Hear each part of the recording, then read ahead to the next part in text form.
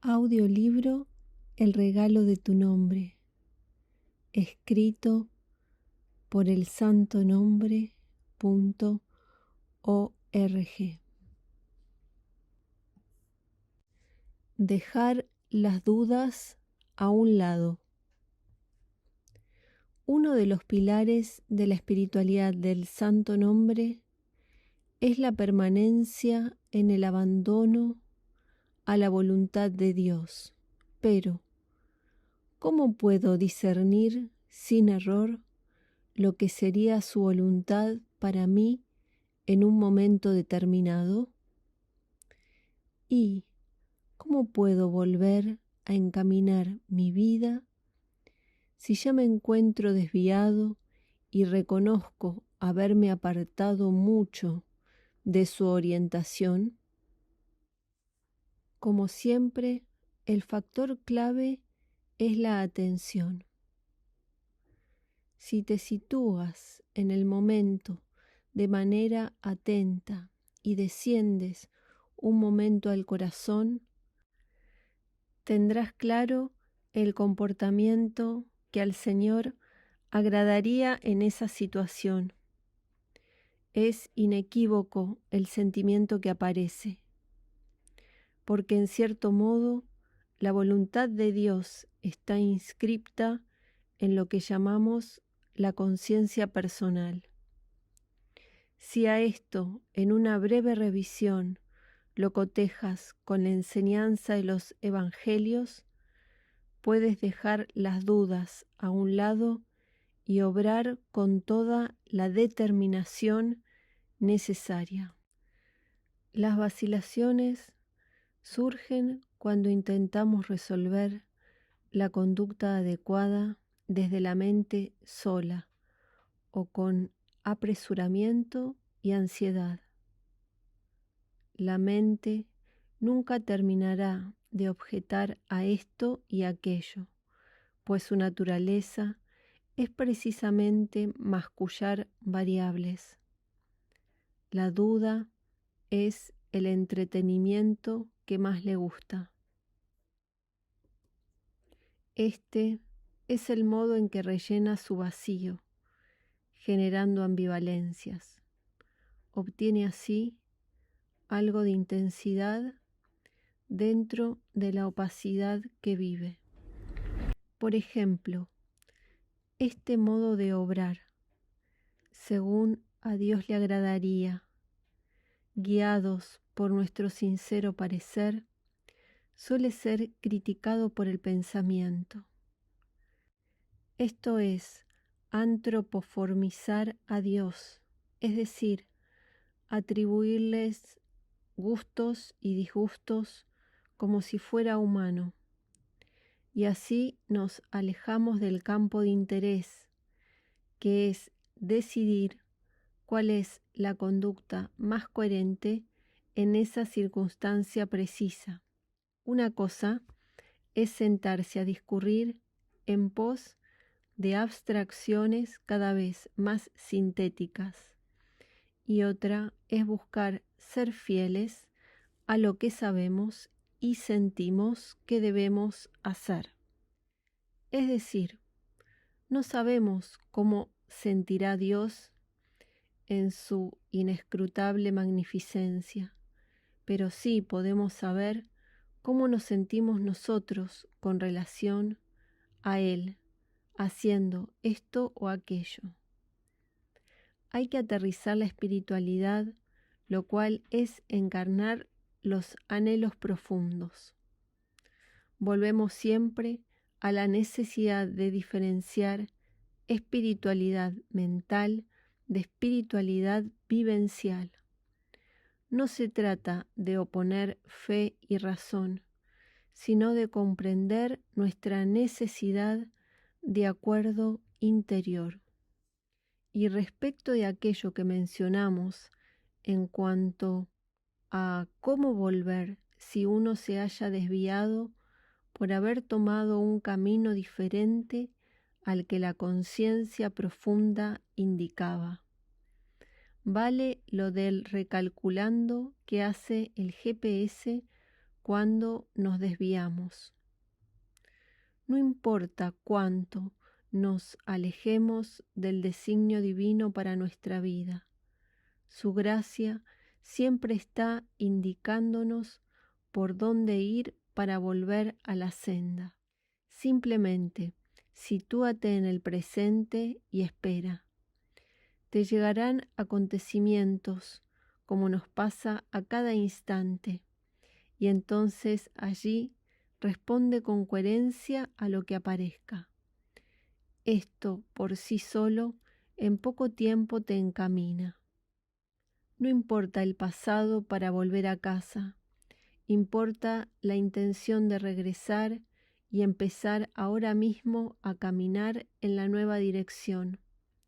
La Cuaresma empieza ahora, por ejemplo, aunque hayan pasado ya muchos días. La continencia empieza ahora mismo, el tratar a los demás como nos gustaría ser tratados en este mismo minuto. La oración incesante empieza por una sola invocación. Podría ser esta que haces ahora mismo mientras lees. Dejemos el pasado, el futuro y los devaneos mentales que pueden ser muy interesantes, pero que nos dejan al rato en el vacío existencial. Abracemos la gesta espiritual, permitamos que el corazón exprese su inflexible determinación de servir al amado. Dedicarse a las cosas del cielo implica priorizar adecuadamente el uso de nuestras fuerzas. De las añadiduras se encarga Dios. Preguntarnos: ¿cómo puedo servir al Señor en esto ahora?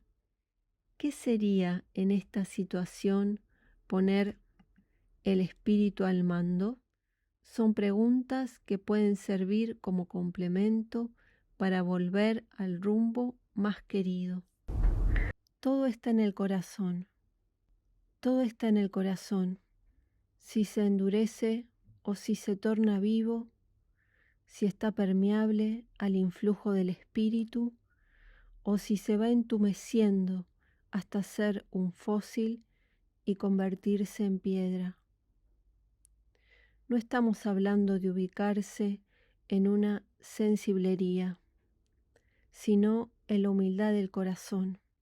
Y, por supuesto, que no estamos hablando del órgano físico, sino del centro del ser humano, de un punto interior donde todo converge.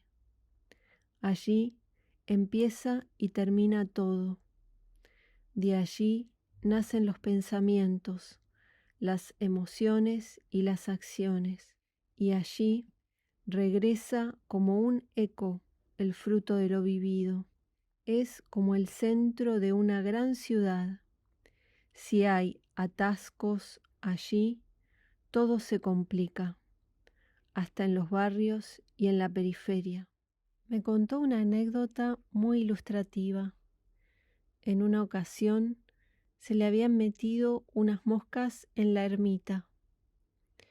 En un momento de desatención surgió la ira por las molestias y trató de matar a una con un trapo que tenía a la mano. Luego de ello observó cómo la oración había perdido la fuerza y la presencia se le escapaba. ¿Todo por una mosca? No, me dijo, porque había dejado que la ira se aposentara en el corazón. No es que la hubiera espantado solamente, tratando de alejarla, sino que por un momento sentí odio hacia ella. Y esto quedó allí, alojado en un rincón del corazón, perjudicando todo el ambiente interior. Me pareció algo escrupuloso y se lo dije. Pero me explicó que no era eso, sino que cuando uno se identifica con las reacciones, es como si las adoptara, como si las hiciéramos propias, y allí es cuando nos contaminan. Me dijo que se había sentido con más derecho a vivir y a ocupar el lugar que el insecto, y que, aunque eso fuera razonable desde un punto de vista, no le había hecho bien al corazón. Riendo, me explicaba que no se trataba de vivir en un mar de moscas, sino de lo que se sentía al espantarlas. Todo está en la actitud vital, en cómo te plantas ante cada momento y ante la vida en general, me decía de 1000 maneras distintas. Si vas a jugar un partido de fútbol con los amigos, puede que no seas bueno con la pelota, pero importa más la actitud que pones de jugar bien, de buscar el triunfo para tu equipo, y ellos lo van a valorar, aunque no atines. Con la vida es igual. Cómo te predispones es muy importante, y ponerse antes es la frialdad o la calidez del corazón. El punto es, me decía con ademanes enérgicos, que la existencia es totalmente sagrada. El universo es un inmenso santuario, un templo infinito pleno de espíritu. Ya estamos viviendo allí, en su presencia. Comportarnos conforme al lugar en que estamos realmente es alinear la propia vida con el designio supremo. Oración y entrega van juntas.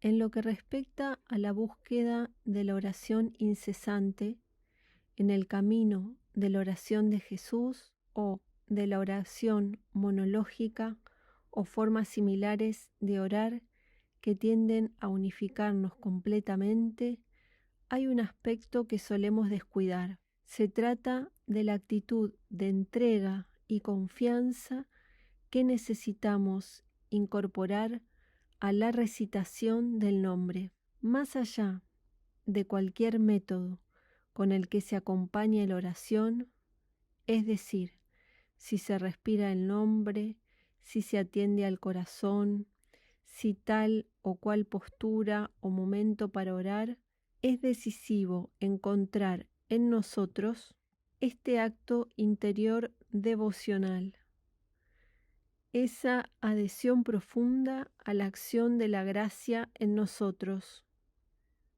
En otras palabras, necesitamos permanecer orando con mucha frecuencia durante todas las actividades, en una disposición y apertura a ser transformados sin reservas.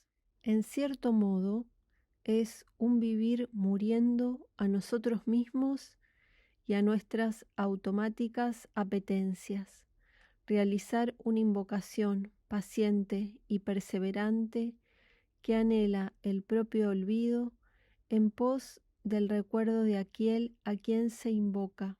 Seguir la exhortación, orad sin cesar, es golpear en todo momento la puerta del propio corazón en busca de la gracia que ya está viviendo allí y que hemos olvidado. En definitiva, vivir en oración implica el acto de oración explícito junto a una atenta búsqueda de hacer la voluntad de Dios en cada momento. Entrega confiada y oración continua son dos gestos de un mismo acto de amor. La verdad es el remedio. ¿Por qué ocurren las caídas en el camino espiritual?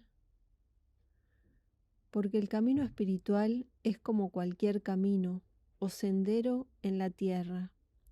Si uno no presta atención, se tropieza. Si te distraes mucho, terminas todo golpeado y andas caminando cerca de los abismos. El tropezón puede ser muy doloroso. Así que lo necesario es caminar despacio, contemplando la senda y el paisaje que la acompaña, reposando en una atención viva y cálida. Estoy cansado de caer, de perder el entusiasmo, de creer para después solo decaer. ¿Hay algo que pueda hacer de modo definitivo? Es importante descubrir el sentido de las caídas. Habitualmente, si las tomamos bien, nos muestran el verdadero estado interior en que vivimos, en lugar de lo que nos inventa la mente con algún relato justificante. Si tu destino es Bogotá y descubres que estás viajando hacia Santiago, podrá dolerte la caída en cuenta, pero no puedes negar que haberlo descubierto es un gran bien. Del mismo modo, comprender de raíz lo que genera la desatención en nosotros resulta fundamental. A cada uno el zapato le aprieta en un lugar diferente. Hay que saberlo, asumirlo con humildad y establecer el remedio adecuado. No es bueno ponerse muy alta la vara. Eso suele ser una trampa del adversario, también llamado orgullo espiritual. Hay que pretender poco, pero cierto y permanente. Aspirar a la presencia en el día a día, a que la oración vaya haciéndose frecuente, a vivir en una serena alegría confiada a la providencia. No es poca cosa. No se necesita más. Por supuesto, cada uno tiene sus circunstancias en las cuales adecuar los intentos personales en esa dirección. Mi maestro me decía que había que tener una aspiración máxima y una de mínima. Una que con la mínima bastaba. Lo demás estaba en manos del Señor especialmente. Yo le decía que mi aspiración máxima era construir un athos dentro del cristianismo occidental, un reverdecer de la fe, que la oración de Jesús resonara por todas partes, que era lo mismo que él quiso hacer en su vida cuando más joven. Y él me decía, está muy bien, pero te basta con no ser mala persona y no volver al alcoholismo.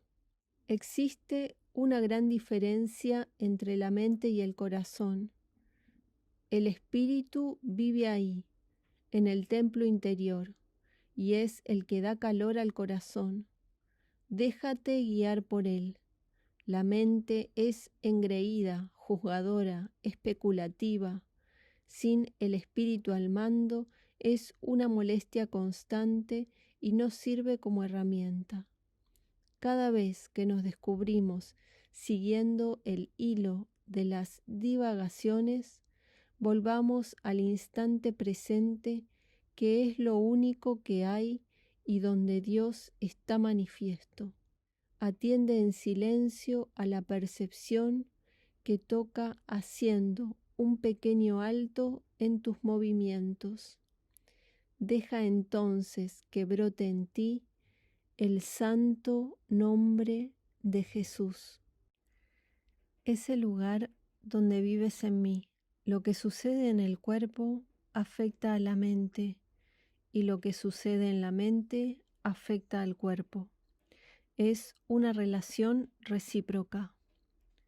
A su vez, lo que vivimos espiritualmente influye muy directamente en lo corporal y en lo mental. Debido a esto, cuando logramos afianzar una actitud de confianza en Dios y en su providencia, esto repercute de manera notable, sosegando los pensamientos y aflojando las tensiones. La mente se inquieta cuando se cree la artífice y la que controla el resultado de las acciones.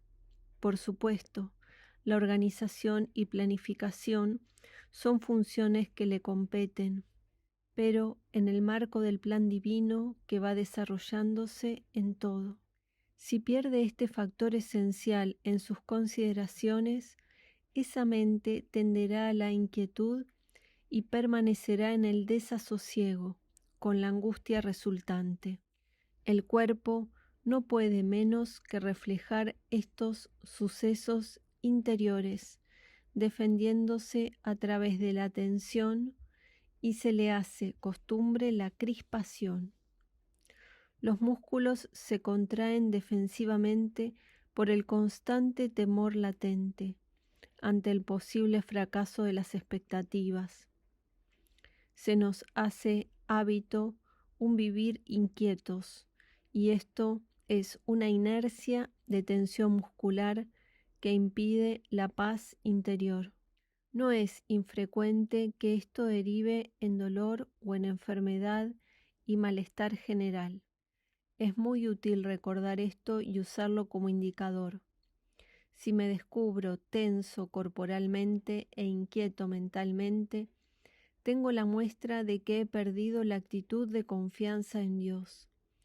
Al hombre le compete la intención y la acción atenta, pero los resultados de las acciones están en manos de Dios. Si olvido esto, vivo tenso, siempre alejado del centro interior. Este lugar de la confianza, que se identifica con lo que los monjes esicastas llamaban el corazón del hombre, y que también fue denominado la celda interior por Santa Catalina de Siena, es el lugar del alma que se conecta con la voluntad de Dios íntimamente. Es allí donde se percibe claramente la brisa suave del Espíritu Santo. Es el espacio de las mociones donde susurra la intuición. En los momentos claves del día, como por ejemplo al levantarnos o al iniciar alguna actividad precisa, podemos tomarnos un instante y atender al modo de estar en que nos encontramos.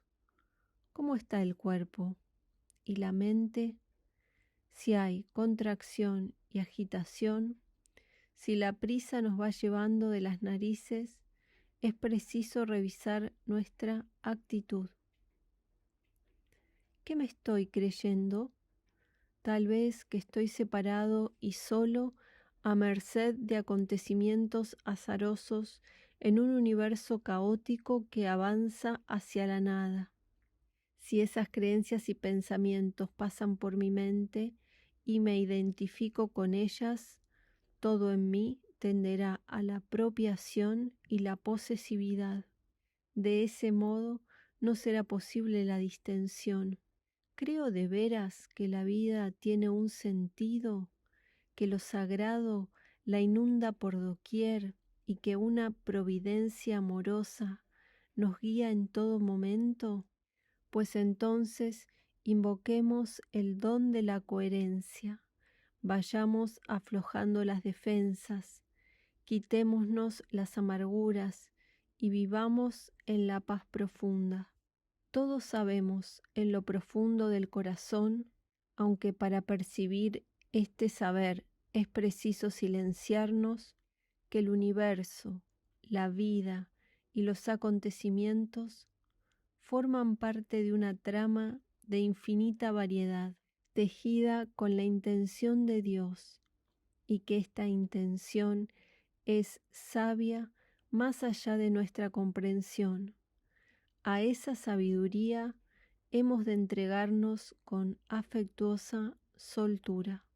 El cuerpo, vital pero relajado, la mente, clara y silente, el espíritu, atento a la sagrada presencia, conectado en actitud orante, buscando la adoración. Pidamos el regalo de una vida sacralizada. Esto no es solo para los santos o para personas muy especiales. Puede ser el fruto cotidiano de todo aquel que invoca con paciencia y perseverancia el nombre de Jesucristo.